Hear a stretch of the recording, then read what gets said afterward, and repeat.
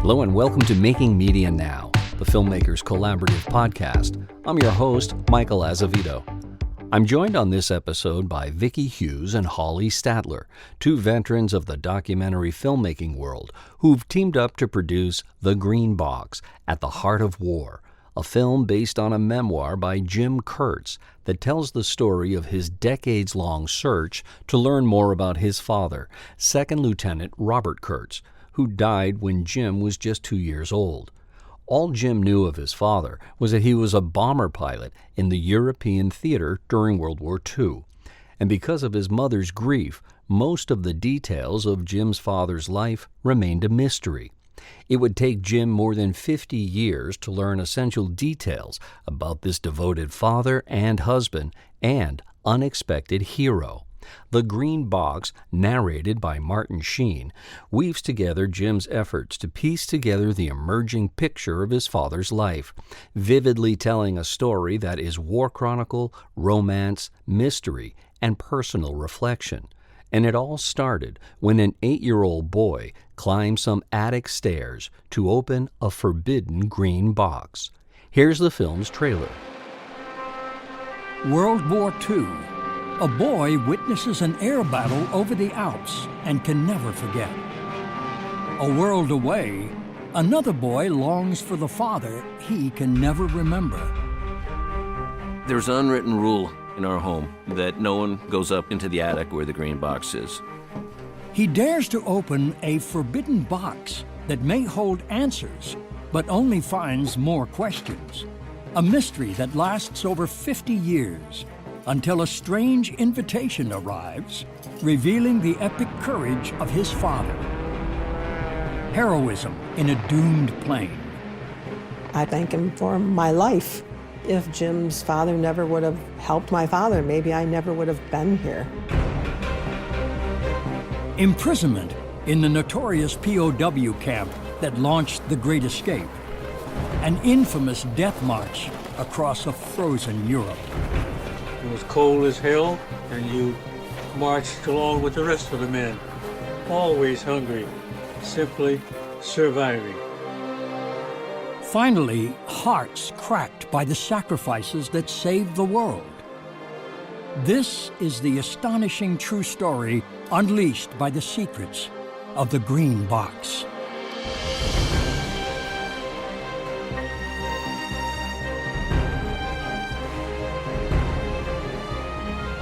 The Green Box, At the Heart of War will air on Boston's PBS station GBH on November 4th and on GBH World on November 8th. The film's release is timed to coincide with Veterans Day and will air across the country on PBS stations throughout November in commemoration of the upcoming 80th anniversary of the end of World War II. Making Media Now is sponsored by Filmmakers Collaborative, a nonprofit organization dedicated to supporting media makers from across the creative spectrum. From providing fiscal sponsorship to presenting an array of informative and educational programs, Filmmakers Collaborative supports creatives at every step in their journey. To learn more, visit filmmakerscollab.org. And as always, if you're enjoying this podcast, please do like, share, follow. Now on to my conversation with Vicki Hughes and Holly Statler. Vicki Hughes and Holly Statler, welcome to Making Media Now. Thank you. Thank you. It's great to be speaking with each of you about The Green Box, At the Heart of War.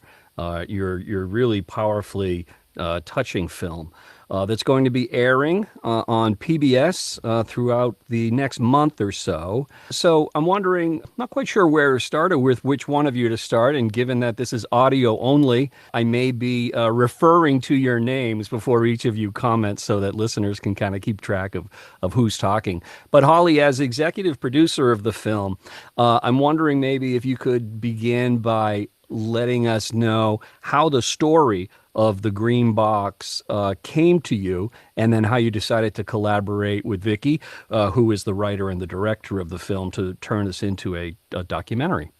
Co-director, we have a sometimes I think unique in filmmaking ability to direct together. We're co-directors on this film. Oh, wonderful. Okay, excellent. That's right.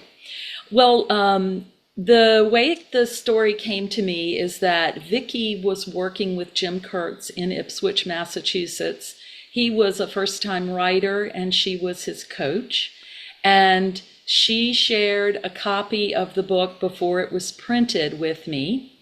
I was actually in Virginia at the time with my dad, who had Alzheimer's, and he had been in the Navy, and I read him the book aloud. And as I was reading it and thinking about Jim Kurtz living without a father all of his life, because at the heart of the story is the fact that when Jim was 2, his dad died. And realizing that I was losing my dad's memories of being my father. Mm-hmm. But he was still there, but you never knew what the next day would bring. And I thought about this man's living his whole life and not knowing his dad, and I could understand why he jumped into this search for his dad, particularly as an adult, but it actually started when he was a young boy. And I was moved by that. And also, I could envision this being a feature film. And I thought, but I'm just a documentary filmmaker, and Vicki and I had made another movie years before, and we had become good friends. And I just reached out and said, well, we're not feature filmmakers, we're documentary filmmakers. I think we need to tell this story. Mm-hmm. And Vicki, when you were working with Jim on his memoir, The Green Box, was this Jim's first foray into writing?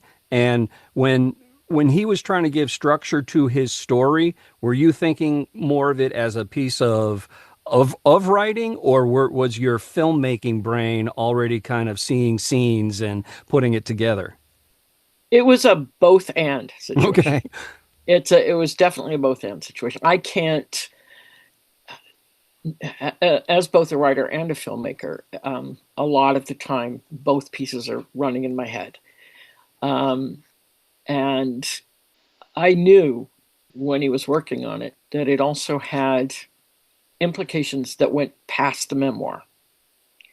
That, as you know, as we all know, we're storytellers, and how we move the world is by the stories that we tell. And Holly and I, and we knew each other even before we worked on our first film together. We're both committed to environmental and conservation pieces, and Peace and Justice which is Finding Our Voices, was Peace and Justice. But, we both have been trying to keep the environment safe, and by the stories that we tell, move people. Mm-hmm. And in this film, you could see right from the beginning that this incredibly powerful personal story, this tragic story of love and loss, spoke to the whole experience of war. War, as Holly and I were talking about this morning, war breaks people.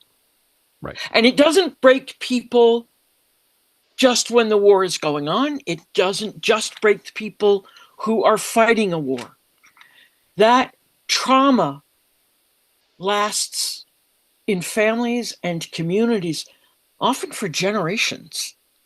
And so this book, which is, one person's pilgrimage to understand, and then ultimately his parents, and then the people who were connected to them, and what this war did to them, spoke volumes about what war does to everybody. And if you're going to get people to understand that, to see it, the more personal the story is, the better it's going to work. Sure. So Holly had mentioned that it came to her mind that, wow, this would make a great feature film, but we're documentary storytellers. And yet the end product kind of has elements of both, in the sense that there are dramatic recreations. There are people, at least voice actors, voicing the thoughts of folks in the film who actually don't appear as themselves. How did you kind of thread that needle where you wanted to kind of build the storytelling artifice around something that had all of the, the who, what, when, and where aspects of a documentary, but you really, from the very first scene, you're coming at the viewer with an emotionally fraught piece of storytelling. And either one of you can take that one. Well, I want Vicki to answer it just because the first thing that she shot before I was involved was years before the book was finished, right? And that was the reenactment of the young Jim Kurtz going up into the attic. So I think you should answer that question. Actually, I think it was in the in-between period because it was I did that right after we found out that the Tuskegee Airmen could be involved. And then I did that one too. But form and function. We're documentary filmmakers, but we have at our disposal, through what we watch and through talking to other filmmakers and everything else, the full panoply of what this multimedia art form can do. Mm-hmm. So this was a story that had feature film elements and documentary elements and experts who needed to talk on PTSD and the social effect of war. So why not use every tool in your toolbox? Right. And I hope for both of us, and I know for both of us, we're always going to do that. What's the best way to tell the story? And then, of course, we're on an incredibly limited budget. And so what's the best way to tell that story? Yeah. With the amount of money you have in your chest, which for us is, if we're not doing a commissioned film, which doesn't happen very often anymore, if you're not doing a commissioned film, you have to, cut your coat to suit your cloth. Yes, exactly. So I will just piggyback by saying that at one point we were going to do animation that was very well thought out, but just not in the budget at the end of the day. Mm-hmm. And Jim was 2 years old. Jim Kurtz was 2 years old when his father died. Jim is one of 4 sons. Is he the youngest? Yes. He's the youngest of 4. And what was happening in his life when he decided to write this memoir and then by extension, allow the two of you to turn it into a documentary? Was there some particular event that made it necessary for him to tell this story? It was interesting. When I first moved to Ipswich, I met him at a very short-lived writers group. And he was a first-time writer at that group and had just had, it was a piece that ran in the Globe about just veteran stories, and he'd written a really short piece about his dad and the Green Box. And I listened to it and I thought it was really good. But then I let it drop because, the writers group wrote sort of broke apart and I didn't know him. And then somebody else in the writers group suggested, I guess he went to them looking for a writer's coach. And she suggested me. And so that's kind of how it started, really.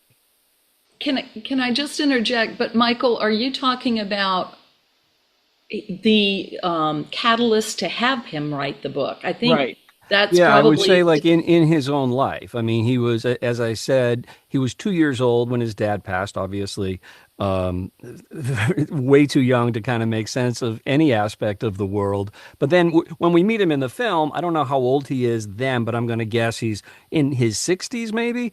And so obviously his life took its own path, but I can imagine that hole in his life, in his heart, in his memory around this man who was his father reached a point where it could not be ignored, at least from his perspective. So I always find it interesting, the instances in life where somebody says, I am now compelled to investigate this, to learn more about it, and then to share it. I think. Well, that was Gerd, don't you think, Holly? Gerd Leitner? Yeah, I was going to say, I think that the main thing you need to know is that he got an email about the anniversary of this terrible air battle in Austria. And he's like, what air battle? Why am I getting this email?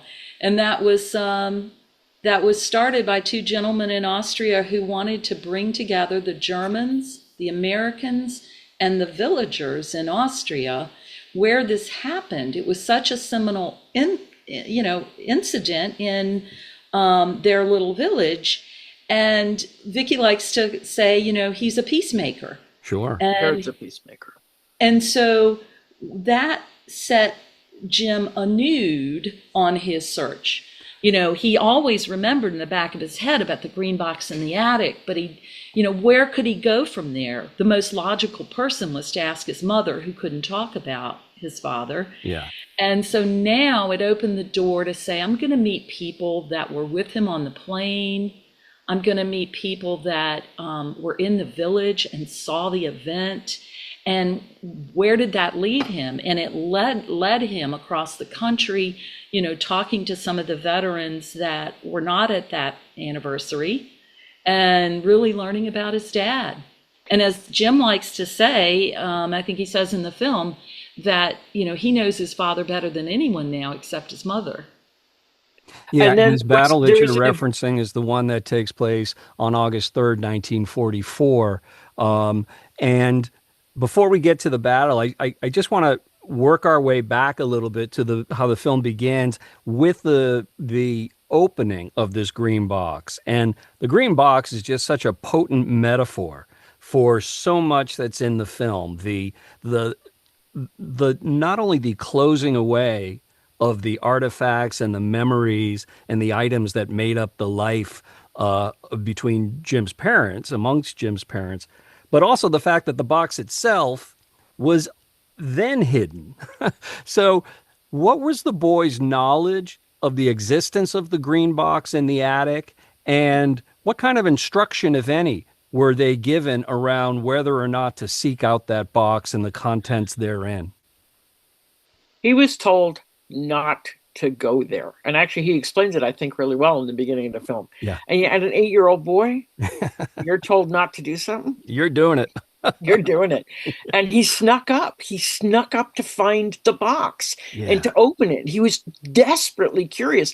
And remember, of those 4 boys, he was the one who had no memory of his father. Sure. And his mom couldn't talk about it. She was so devastated by the grief that she couldn't talk about it. So she had it. He was an 8-year-old boy, and she didn't dare to venture into the box herself either. No, not as far as she knew. Tell us a little bit about Jim's parents prior to the war.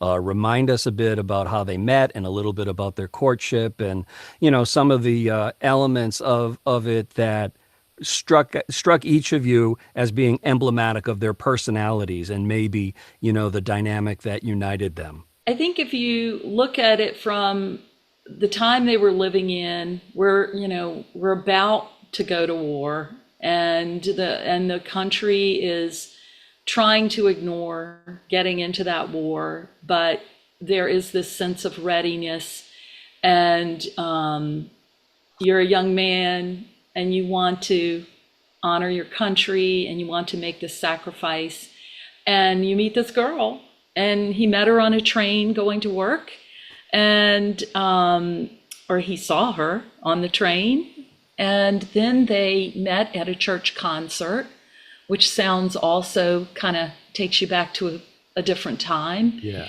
And struck up a courtship. And I think that once it was clear that we were going to war and he had to be shipped off to training camp, they got married, and just seems like this Hollywood kind of idea of young people latching onto each other in the hopes that it's going to be enough. They're going to always be together, despite the fact that one is going out with, armaments and into war.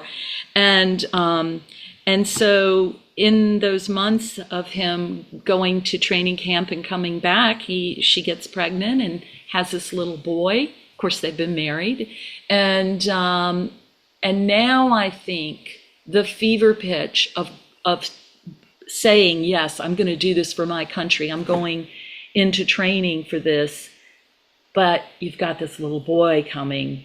Right. And now you want to be a dad. And so Jim talks about that, thinking his dad must have really felt torn between his obligation and his duty to his country and to his young family.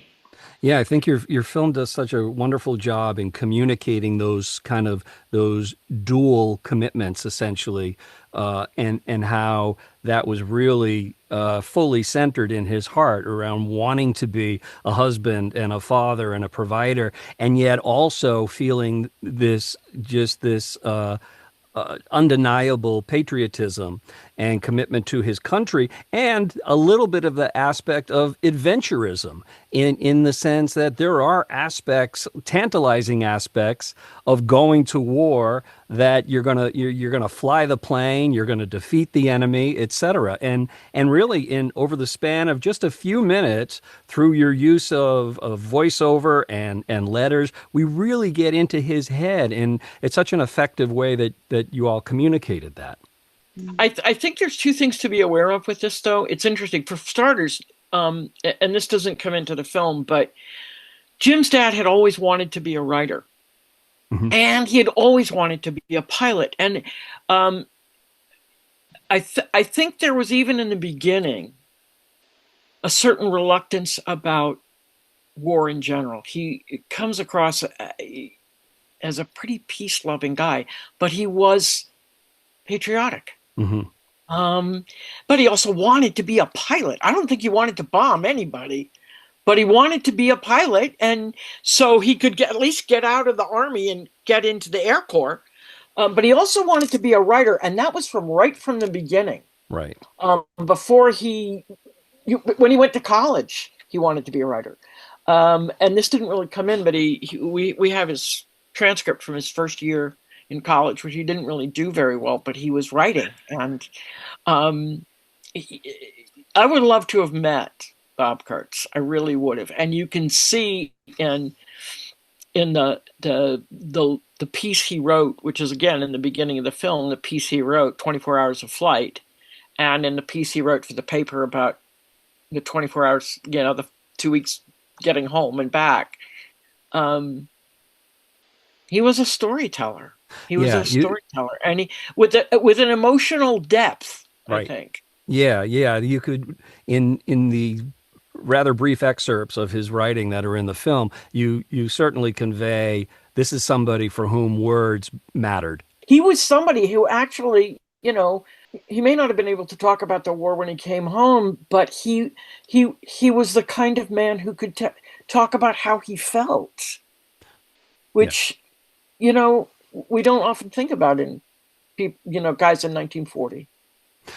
Yeah, that is the stereotype. Most they definitely. Did, but it's the sort of the trope is that they didn't, and here's Bob Kurtz, and he does. Yeah, and it's interesting because after he is shot down, and as we said, he's shot down during this air battle in August of 1944 over the Swiss Alps, and he's eventually taken prisoner, becomes a POW in a prison camp in Poland. One of the things that I was really surprised by, I did not realize this, I'm going to say relative, with real emphasis on the word relative, humane conditions of the POW camps at that time, the correspondence back and forth, although if I understand correctly, he wasn't receiving letters back from his wife, but she was receiving his. And you talk about Bob being a writer and someone who obviously felt very deeply.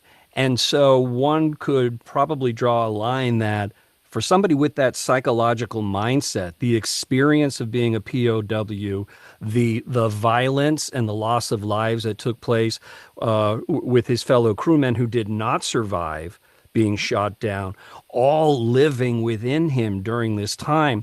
And what did you discover, Vicki or Holly, around how important this correspondence was during this time of his captivity? He was devastated. He was devastated because he wasn't hearing from Peggy, and Peggy was hearing from him, but he wasn't hearing from her. And as Merrick Lazarus, who's the director of the Stalag III Museum, points out, is that the prisoners who were at Stalag III after the Great Escape and after the 50 were killed, their lives had changed. So they weren't getting as much mail. I think other people still were, but there were delays, deeper delays in the mail coming to the POWs. And people can get confused about the difference between a POW camp and a concentration camp.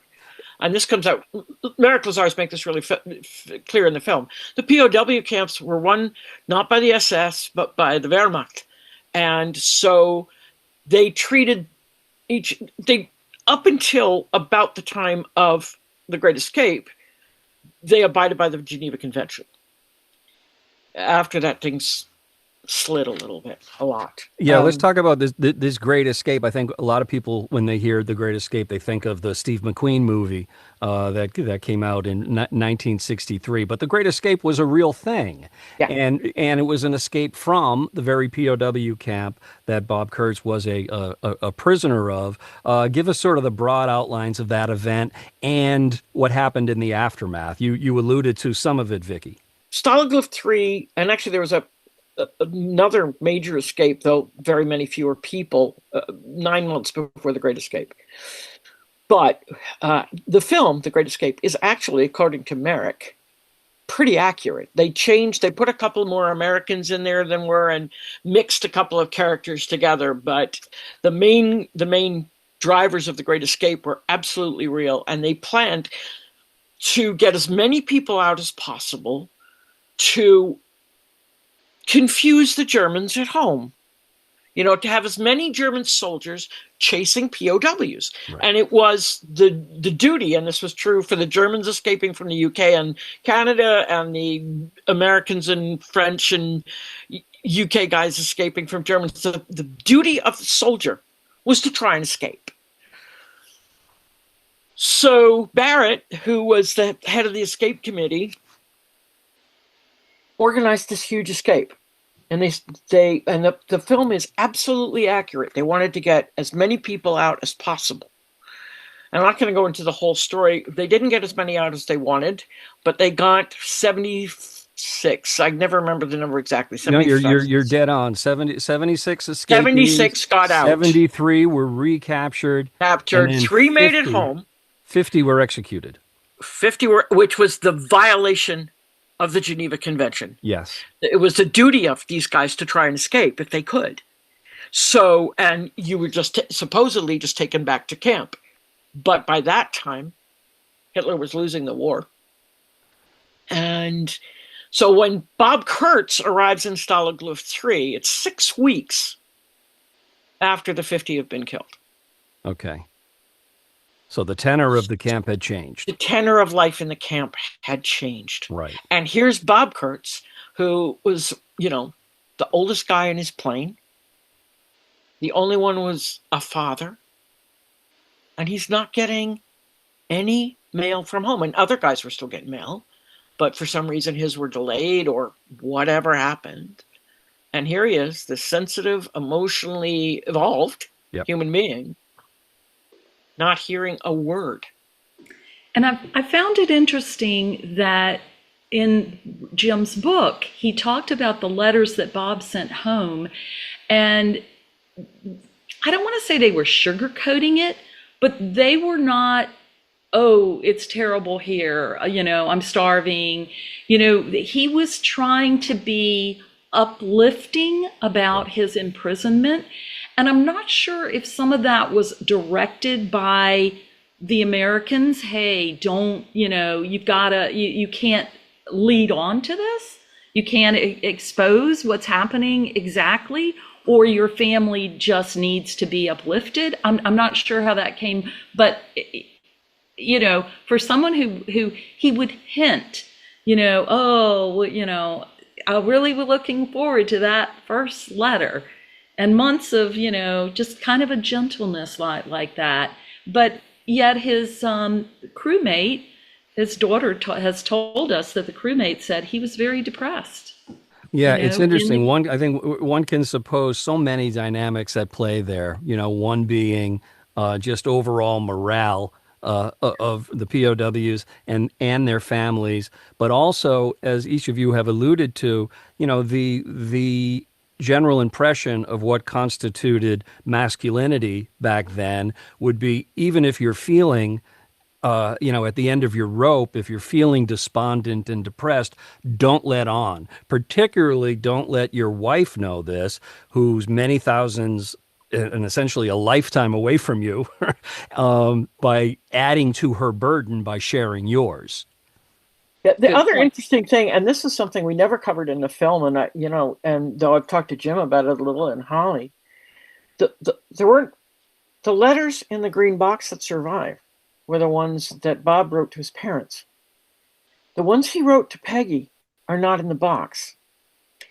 And her grief, which I'm sure will come up later in the film, was as least as traumatic as Bob's. Yeah. The impact of the war on her, she didn't put, did she not keep them? Was it too painful? I don't know. It just keeps surprising me. The more I think, every time I think about the green box, there were medals, there were letters and telegrams and everything else. And we know he wrote to her, but she didn't keep those letters. And maybe it makes me cry when I think about that, is that that's a piece that's just missing from the whole story. Yeah, let's talk about the wives and the families of the POWs. What did you come to learn about in terms of what type of support mechanisms or systems existed at the time, while their husbands or and their family members were POWs, and then also in the aftermath? Like, how do you integrate this person who may very well be a stranger, based on all of the psychological damage that they've endured and the physical damage that they've endured when they come home? Did any such support system, other than maybe ad hoc support systems, exist? Nope. Yeah, In a word.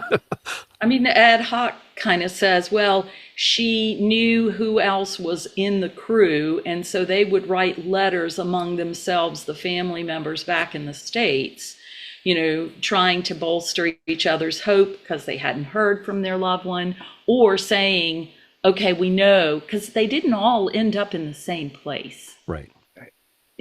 So I think there were 3 out of the 10 that ended up at Stalag Luft 3, or at least 2.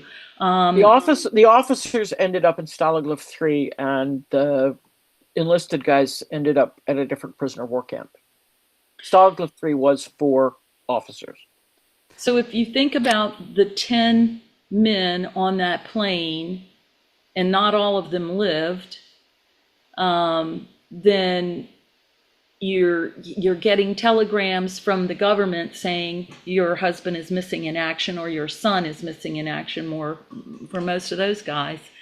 And the people at home are writing each other, and they're trying to find out, what information do you have? Do you know where Charlie is? Have you heard anything? Yeah. And actually, it looks like Peggy was very instrumental in keeping the touch between the crews, because we have that excerpt from her letter that she wrote, because Jim found it after the fact, that she had reached out to another crew member's family to just tell them what was going on. But there wasn't. That's the thing. There wasn't any. There still isn't, for the most part. And that's why then, so we've got Deborah Michaels talking about the impact of the war, and Dr. Friedman talking about the traumatic stress, the PTSD elements. It's still going on, Michael. Yes, of course. Certainly not in the 40s was this idea that the trauma of war impacted the families, that the trauma of war goes past the point after the peace treaty is signed, and that it has an effect that can last for generations.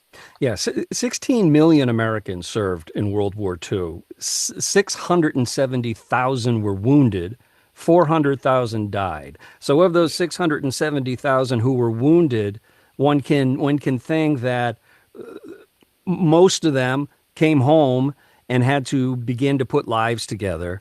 And then there, the add-on effect of how that impacted everybody in their circle of, of family and friends. I do want to ask about the role of the Tuskegee Airmen in the mission as the mission begins, and it's a wonderful and necessary inclusion in your film for a number of reasons. Certainly because of the racial dynamic involved, but also the heroism involved. So let's talk a little bit about that.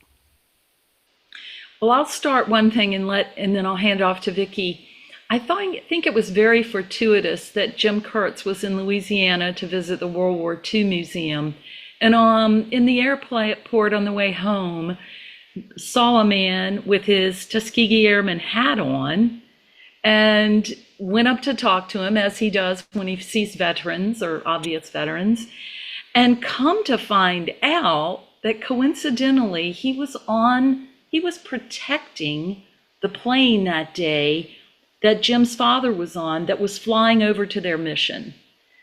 Now I don't know when you protect the flight on the mission going out, and do you protect it going back? And of course we know this one did get into trouble, but there's other stories involved there. So that was very fortuitous to meet a man and not know at the time he met him, but follow up later and discover this, and then to hear his revelations.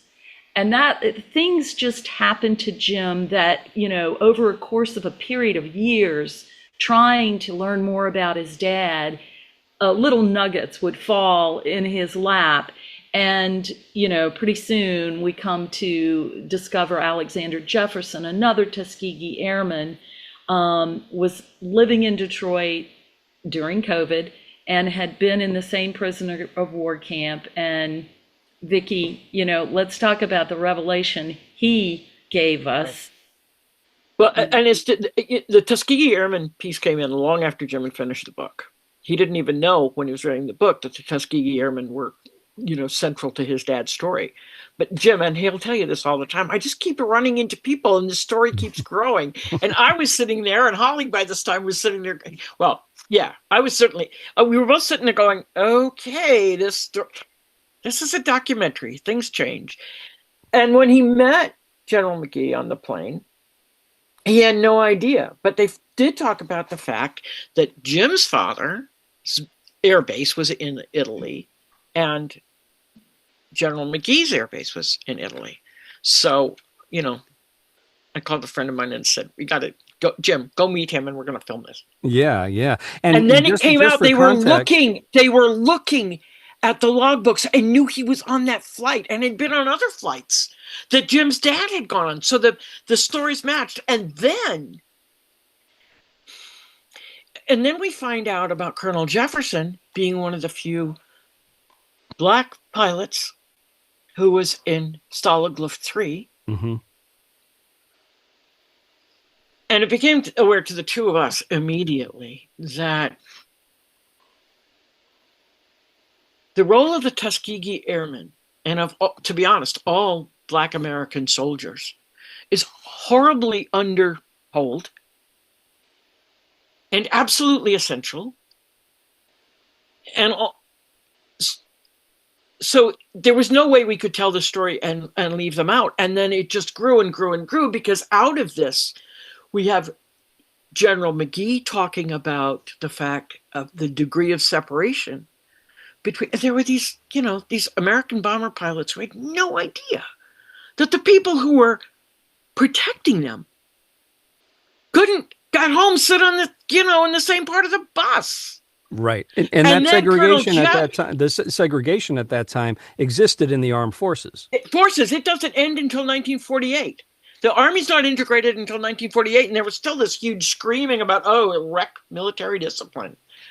But those white American pilots couldn't have survived without them. The death toll would have been way higher. And then Colonel Jefferson, who once he gets to the POW camp, is treated with more respect. And then he comes home to a segregated America that, I mean, Black soldiers were discouraged from getting the GI Bill. Right.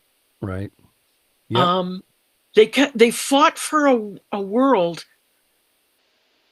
that essentially they certainly had no equal part in, and yet they were essential to the story.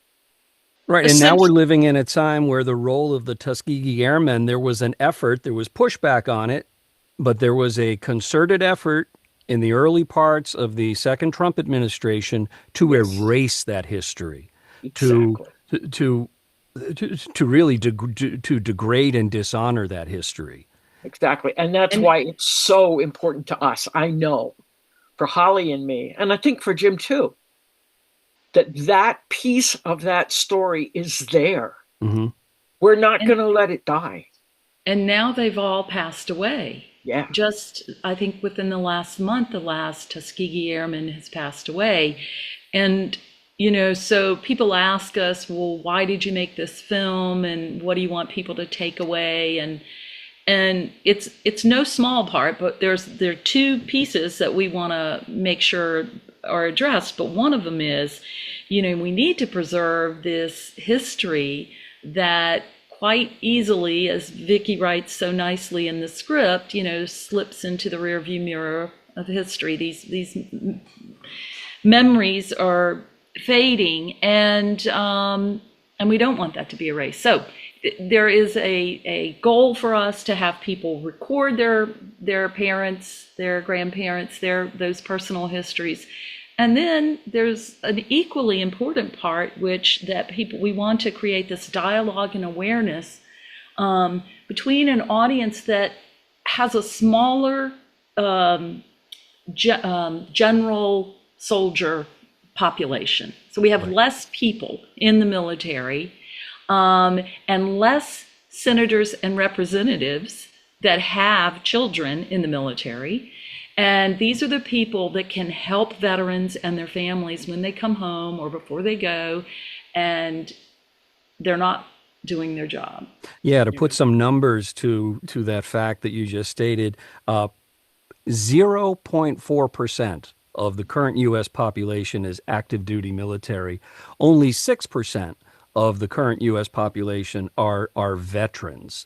And as of 2024, there were 66,000 veterans of World War II still alive in the U.S. And to give you a sense of how quickly they're dropping off, in 2023, there were 120,000.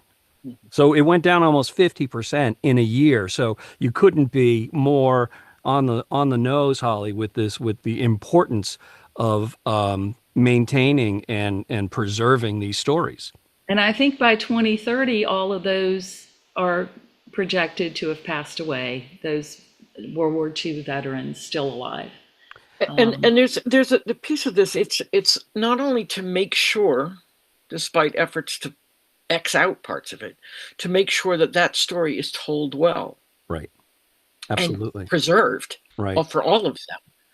But and as Holly was pointing out, our veterans aren't treated well. No, they're not. It hasn't really changed that much. It goes back to, we're not taking care of the families, and we're not taking care of these guys who, you know, war after war, they get horribly broken and their families get broken. And it's like, oh, well, let's cut the budget here for them too. Let's stop. Let's cut back on PTSD treatment. Let's let these people be on food stamps, which they're not even going to get starting on the 1st of November, tomorrow. Right. And there are 400,000 uninsured Medicaid receiving veterans in the U.S. And I think you're touching upon something that, again, leapt out at me from your film, where you weave in the emotional and the factual and sort of the societally important very, very seamlessly. So there's anyone watching your film And I can't even begin to convey the emotion of it just in discussing it. But anybody watching your film is going to be moved by so many of the emotional aspects, by the interpersonal stories taking place. And yet, as filmmakers, you're a bit stealthy in the sense that you're introducing issues. And you know, there's a segment of the population that says, oh my God, they're talking to me about an issue, I'm going to turn the channel. But the issue of PTSD, the issue of segregation, the issue of essentially trying to sweep mental health concerns, you know, under the rug. And there's kind of a fascinating thing that happens from a sociological level around war in the U.S. is that it seems as if a period of time has to pass before a war is looked at in its totality, as opposed to, you know, just in black and white terms. Reactive. Yeah. You know, 1998 was such a pivotal year in this country. Tom Brokaw writes a book called The Greatest Generation. Steven Spielberg makes Saving Private Ryan. And, you know, everybody can't say enough about The Greatest Generation, but it was that same greatest generation that was segregated. It was that same greatest generation that black veterans came home and had some white guy who hadn't fought tell them that you're a second-class citizen, right? And a lot of what I think folks forget, particularly if you look at something like Saving Private Ryan, everybody talks about just how unbelievably impactful that first scene of the storming of the beach at Normandy is. But the last scene often gets forgotten, where the Private Ryan character, played by Matt Damon, is now an old man, and he's with his grandchildren at Normandy. And one of his grandchildren says to him, you're trying to say something. What are you trying to say? And it's the last two words in the film, and they are, earn this. Earn this.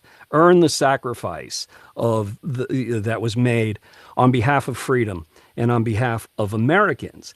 And in your film, and hats off to you as a writer, Vicki, I actually stopped your film and started writing this down toward the very end through the wonderful narration of Martin Sheen, and I want to talk about how you ended up landing him. You write, in the rearview mirror of history, there can be a tendency to take the sting out of the past, to let the courage and the sacrifice blur the costs of war. That is a very poetic way of saying, if your only engagement with war stories is to sugarcoat them, you are actually doing a disservice to those who sacrificed. Well, it comes from what inspired that to a large degree is that, there was this dialogue sort of over decades, so they weren't talking to each other. Foucault saying that any film you make about a war ends up glorifying war. But Steven Spielberg, after Band of Brothers, said, if you make a film about a war and it's not an anti-war film, you haven't learned anything. Yeah. Yeah. And the reality is, if we don't, and actually, for just a second, I need to leap back because Tom Brokaw comes to mind. If you want to talk about one of the inspirations for Jim, was he submitted a piece, the short piece that he did, just about finding his dad, to Brokaw before the book, and I think that if you want to know about a catalyst for him, the fact that Brokaw acknowledged that, and he had it wasn't Brokaw, who was it? It was Tim Russert. Tim Russert. Meet the Press. NBC, yeah. Meet the Press, yes, okay. Yeah, so if you want just to backtrack, and I know that you may have to edit this piece around a little bit, but if you want to talk about an inspiration for Jim, was that Tim Russert telling him that this story needed to be told, I think really moved him along, and I don't want to leave that out. But in terms of, two things go together.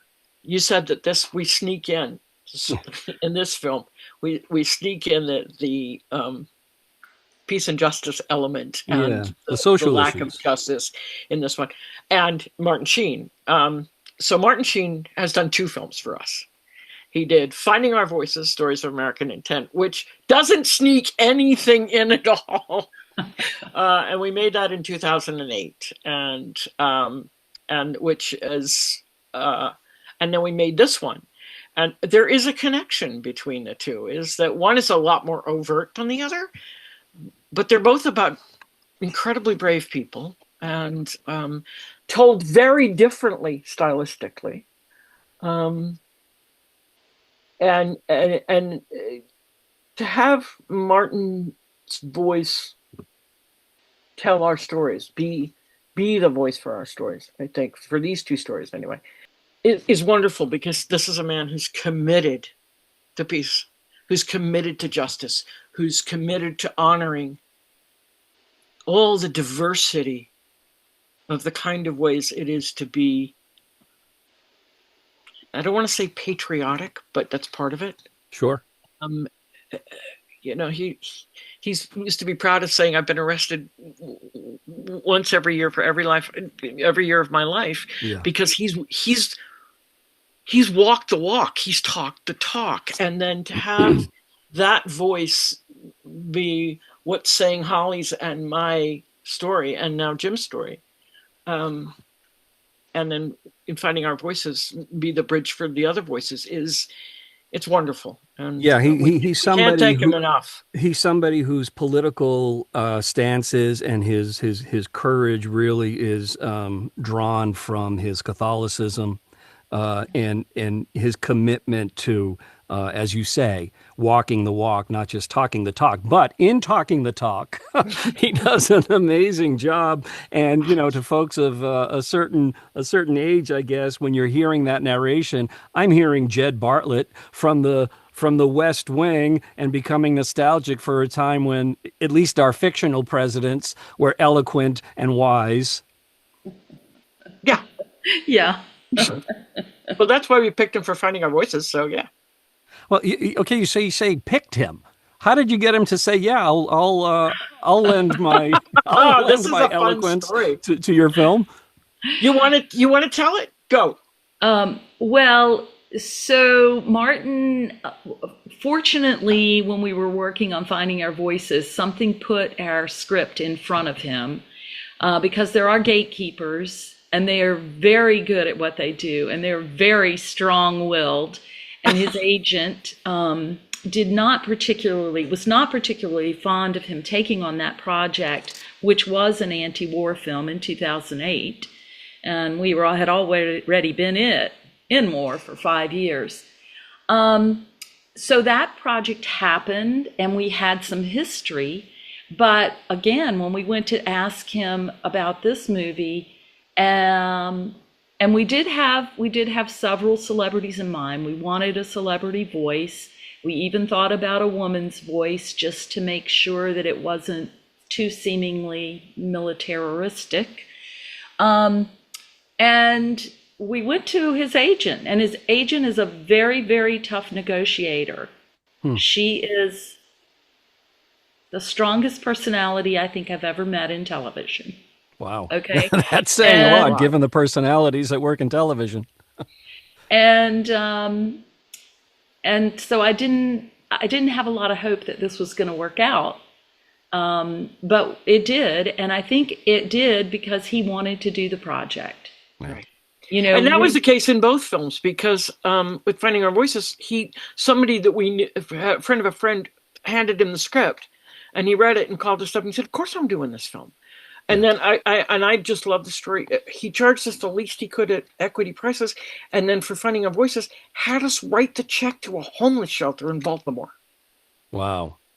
I didn't know if we should really make that public, but now Vicky said it, and it does show his generosity. Yeah. I don't know. Maybe we shouldn't tell it. Well, I don't think he would mind. Filmmakers who work with celebrities will know this, that the agent gets a percentage.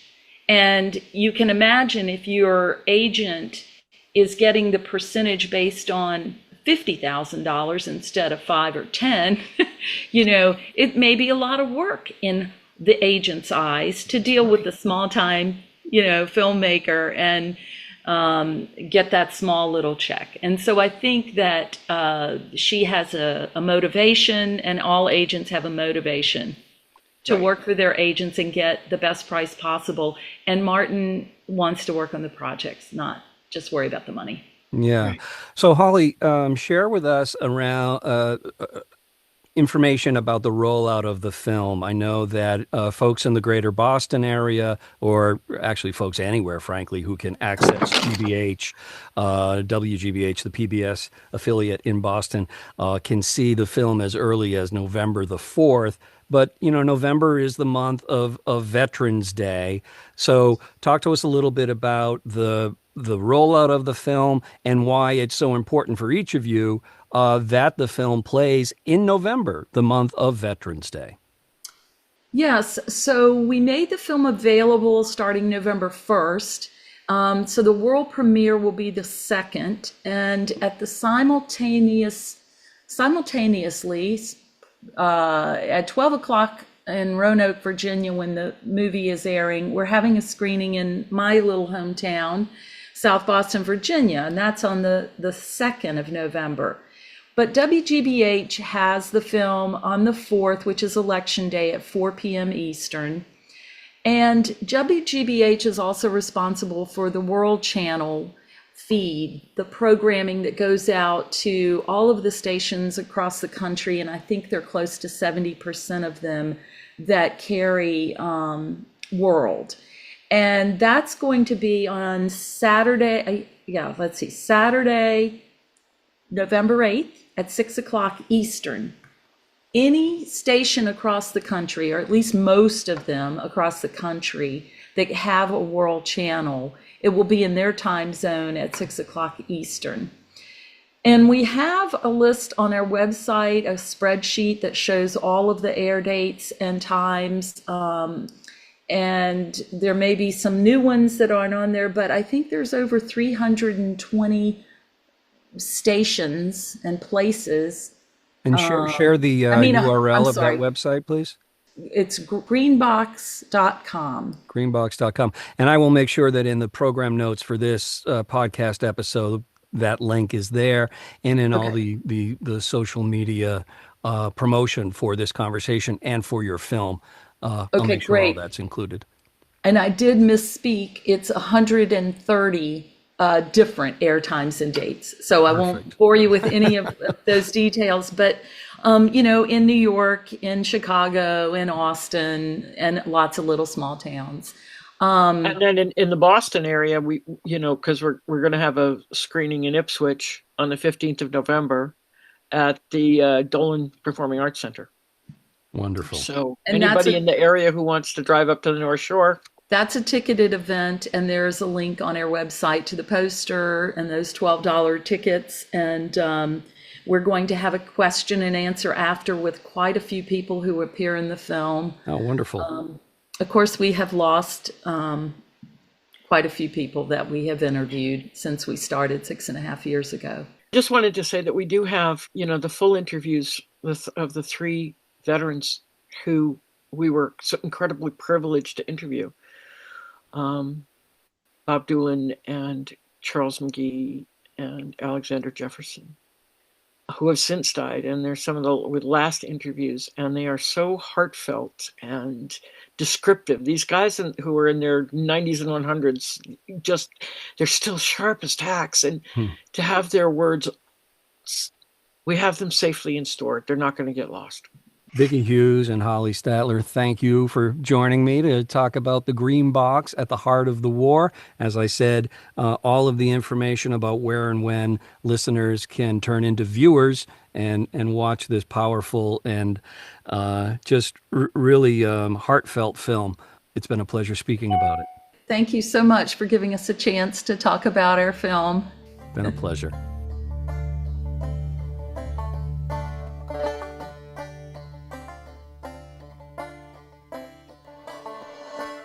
Do we find the cost of freedom buried in the ground?